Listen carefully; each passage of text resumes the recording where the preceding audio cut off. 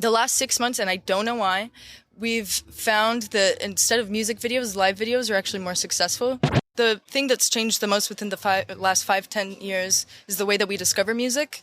I joked earlier that people slide into our DMs, but seriously, we find so many incredible artists that way, whether it be Instagram or Twitter, and we've signed a lot of artists that way. It's all about work ethic, and labels want to work with someone who is just as excited about the music as they are, and the business of the music, because it is music business. It's not just you putting in time in the studio, it's you putting in time in all the promotional elements. ThemaTakt, der HipHop-Business-Podcast mit Tobias Wilinski. Welcome to the first ThemaTakt-podcast-episode in English. My name is Tobias Wilinski, and in this interview I talk to Sydney Christensen. She is the Vice President of Project Management at Kill Rockstars. That's a legendary US indie label that was founded in 1991, so over 30 years ago. In this episode, we'll be talking about how important it is to have a legacy as a label, difficulties in touring, the importance of college radio, the future of albums and single business, and also we will answer the question, what is a label even good for? We did the interview at Popkultur-Festival in Berlin and also filmed it. So if you want to watch it, head over to youtube.com/ThemaTakt.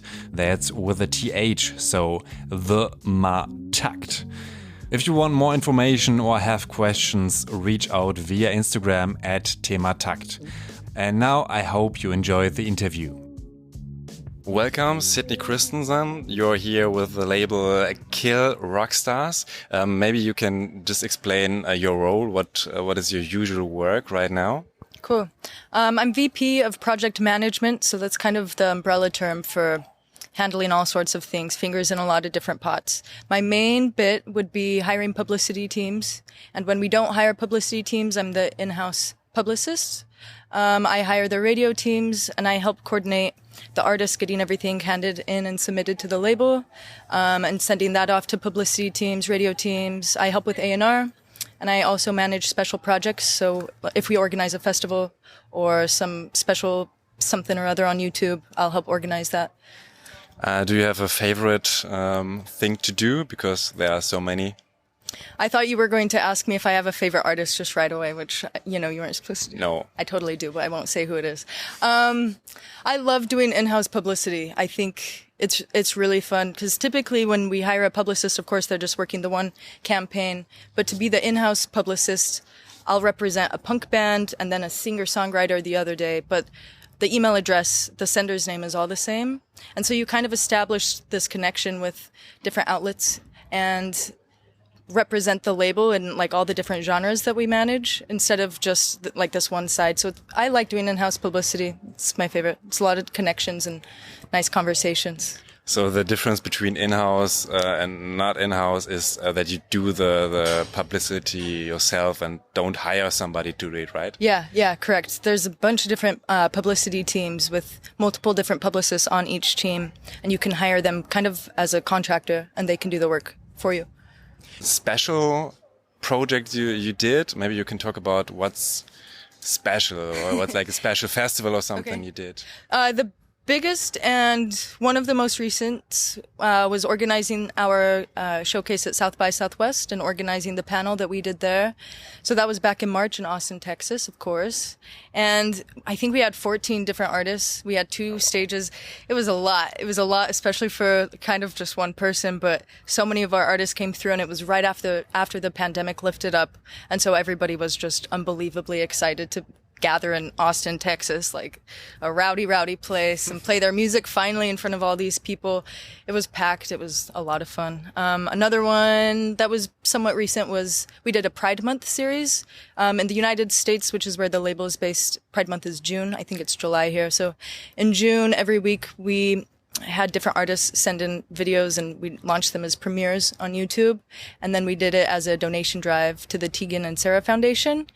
So I had to coordinate all the campaigning around that and making sure the charity was all good to go, getting the videos submitted from the artists. Yeah. To step back a little, how would you describe your label Kill Rockstars? You always said punk, but it has a lot of genres, right? It does, yeah. We say we still say punk, even though a lot of the artists that we're representing right now aren't necessarily punk artists. But 31 years ago, when the label was founded, we always say it's like our catchline. We were founded on DIY and punk roots, and so those sorts of ethos are still what we hold true to today. But now all the genres, they vary incredibly. We've even worked some pretty like synth poppy stuff this last year, which we haven't done a whole lot of before. Singer-songwriters, we have a really special announcement coming September 8th that I haven't told anyone about, and we're going to announce Kill Rock Stars Nashville. So we're going to be leaning into Americana stuff, which is going to be pretty amazing too. It's like a label offshoot. So lots of genres. We obviously couldn't pick a favorite. We loved them all, so it's fun. You released Bikini Kill, Elliott Smith, Gossip. I guess everybody knows that band, and Beth Ditto. Oh, yeah. How important is it for a label to have a legacy like that?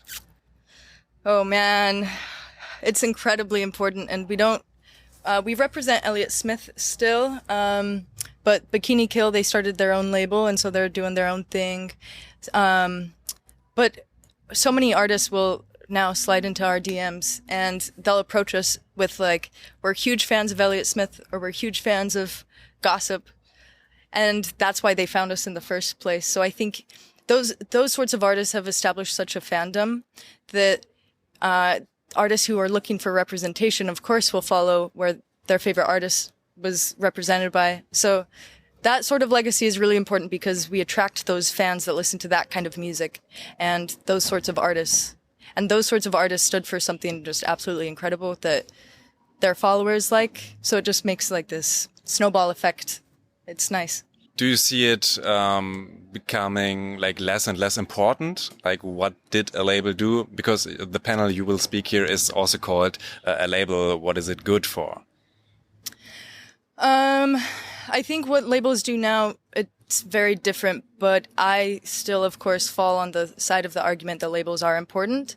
And even though now we have a more varied fan base, we still, now our legacy as of like the last year, we're pretty queer identifying. And just being able to represent so many queer artists is incredible. And so it's changed over the years. It's very different than it was 31 years ago. In fact, I wasn't even alive when the label started, to be honest. And yeah, so different legacy, but it's still very important. And except of the artists you signed, what has changed over the last year within the label, you would say? Because it's like over 30 years old. It's like pretty old label, right? Yeah, it is a pretty old label, and we haven't missed a beat, I don't think. Since the pandemic is now loosened up a little bit, touring is finally on the table, and we've run into a lot of roadblocks trying to find different booking agents and tour managers, those sorts of things. And it's something that we've been unprepared for. You know, we didn't really think that coming back into the touring world would be such a difficult time, but we're really struggling finding the teams that we need for a number of reasons.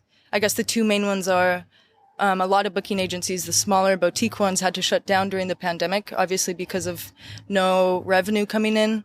So those ones shut down, and then the other ones that have stayed open are getting a surplus of all these artists needing the representation. It's hard. It's changed a lot. And just being a label and being kind of the coordinator of all these artists, you have to act quick and be on your toes and figure out ways to manage it. And so we're kind of messing around with in-house booking, which is hard. Booking a tour is so hard, especially if you're like trying to release the record. So yeah, I think the touring landscape is what has changed the most in the last year, if that answered your question. Yeah, I mean, you can also talk like before Corona, what has changed like in label work, because I think the major thing is that you can just release your music without label right now. Yeah. And 5 or 10 years ago, that wasn't possible. So I think, what do you see, like how should a label work right now? What can a label do for me except of releasing the music right now? Yeah. I'll answer this in two different ways. First, the thing that's changed the most within the last 5-10 years is the way that we discover music. I joked earlier that people slide into our DMs, but seriously, we find so many incredible artists that way, whether it be Instagram or Twitter, and we've signed a lot of artists that way. It's cool. And then the second part of the question, I think the strongest thing that a label can provide, and I could answer this completely different tomorrow, but our connections to distribution. We'll be able to get you a distribution team, not only in the country that you're from, but hopefully overseas, and get it in storefronts. It's a wild market trying to get your record into stores, and even just to press it onto vinyl. It's, as I'm sure most people know right now, the vinyl delay is a really huge issue, and being a solo artist makes it even more difficult to get into the pressing plants. But labels have these connections established already, and we know how to talk to the manufacturers, we know how to get it into stores, we know how to ship it overseas. And also, we've worked with so many different artists throughout the years. We know the different roadblocks and the different hurdles that artists will face. We've experienced nearly all of them, whereas an independent artist, every roadblock that they run into, it's like you have to reinvent the wheel a little bit. But having the team behind you, you have a bunch of different personalities that can help you troubleshoot this landscape that's really impossible to navigate. And for the live touring, did you find solutions also without the team? Did you do, I don't know, something like live stream, or was there some kind of compensation for not being able to tour? Yeah, we tried our best to do successful live streaming events. I think it's really hard to do a successful live stream event unless you're Rihanna, just because you could forget that it happens, or you could be like staying on your phone a little bit longer with your mom and miss it entirely. So we tried our best, but it's not the same. You don't really get the audience that you would hope. Even with our amount of subscribers on YouTube, we would still just get the smallest fraction of that who would actually show up and pay attention. And it takes so much work, so it's just kind of disheartening. But I guess that can be true about live shows too. You think you have a big audience and you go to some weird city and you have your mom in the crowd because she followed you, but that, so yeah, live streaming, we tried our best, but it's difficult, and I think it's discouraging for artists without that connection that you get from the live audience. But how about if you get a booking done and the concert can take place?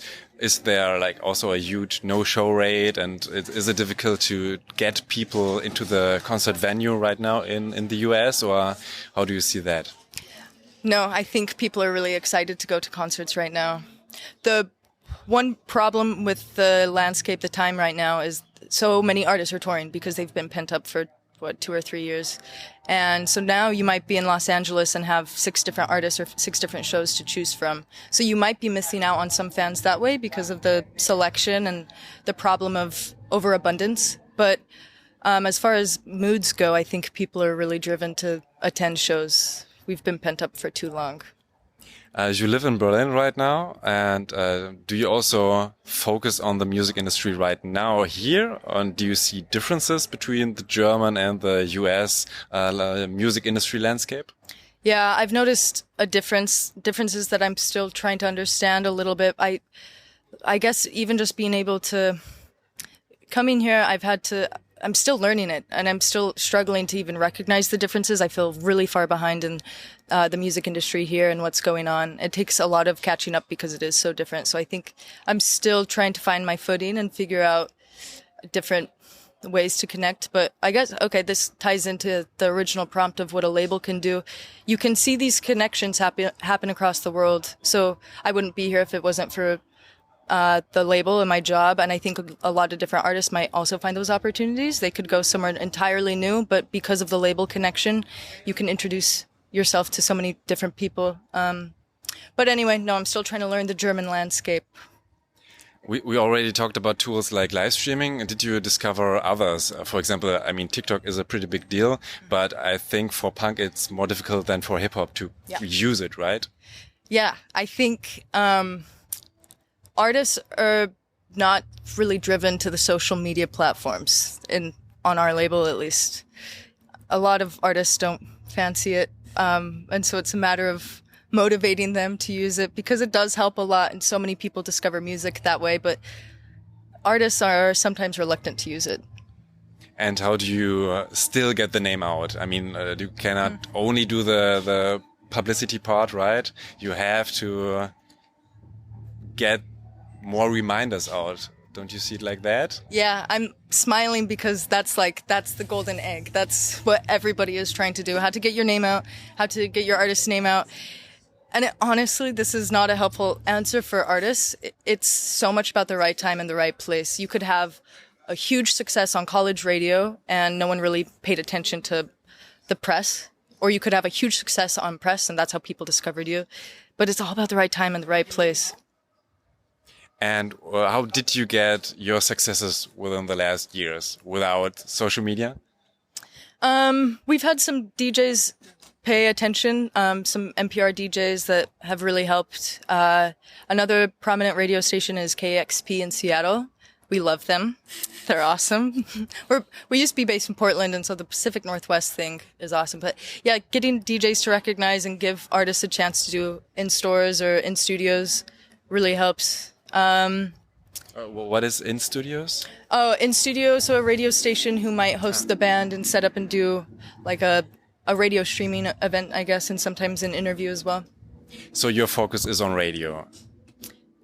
And publicity and social media. Yeah, we kind of got to cover all the bases because you never know who's paying attention to what, and we're just hoping to find people who pay attention to all the different outlets.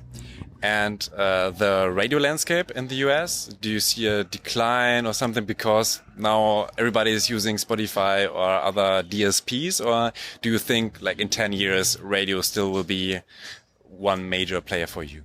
It ebbs and flows, to be honest. Sometimes you'll see a huge decrease in anybody paying attention to radio, and then sometimes you'll realize that fans are sick of using Spotify and paying Spotify. They'd rather go a little bit more old school and listen to radio. College radio is really, really important in the United States. I think it's hopefully something that will never die off.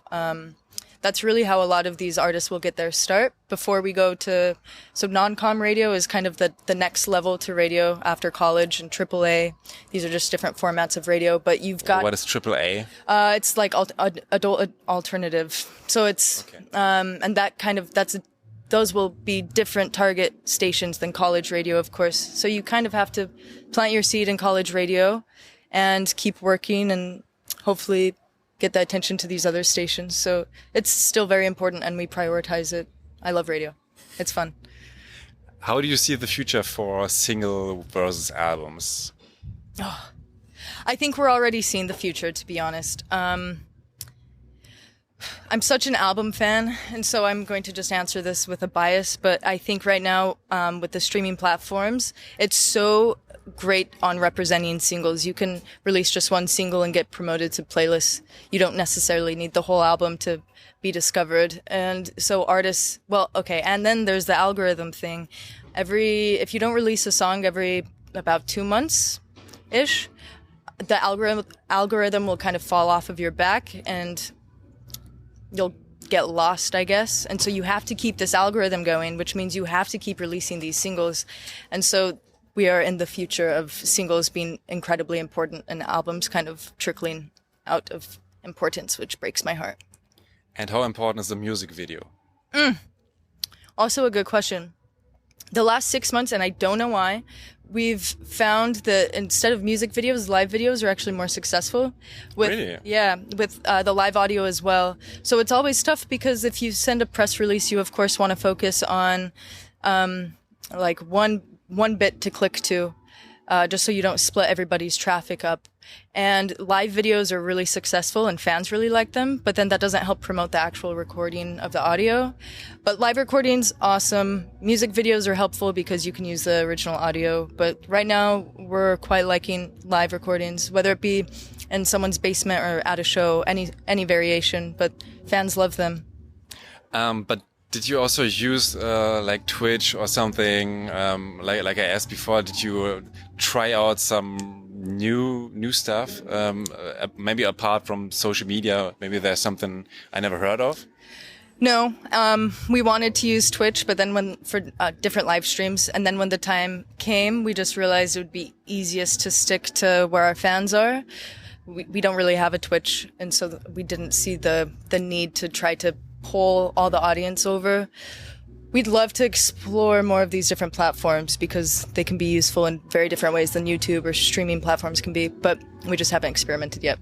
I think it's also very difficult to become a Twitch user with music, but is there like something like a Twitch radio station, like some moderator you pitch to? I mean, is Twitch becoming also like a radio outlet? Because still you can very easily right now use Twitch, I think, for music and just play it without being flagged or something like YouTube would do. Yeah. Is that a thing, or don't you see that very much? I don't know if it's a thing. It's not anything that we've ever pursued, but I wouldn't be surprised if that exists. There's third-party companies for nearly every single thing that you can think of, including pitching your songs to playlist creators on Spotify and different DSPs. So I'm sure that probably exists. And what would you advise, like, upcoming artists? What should they do? You already said release like every 2 months.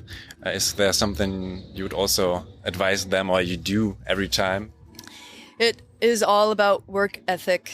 Labels will try their very, very best to help you along, but it's easy to tell right away what artists really want it and will put in the work versus the ones that don't. And the ones who put in work will see success. It boils down to that. Not always, of course, there are the sad cases, but it's all about work ethic. And labels want to work with someone who is just as excited about the music as they are, and the business of the music, because it is music business. It's not just you putting in time in the studio; it's you putting in time in all the promotional elements. And labels want the artist to help. So help yourself out and work a little bit, and you'll be great.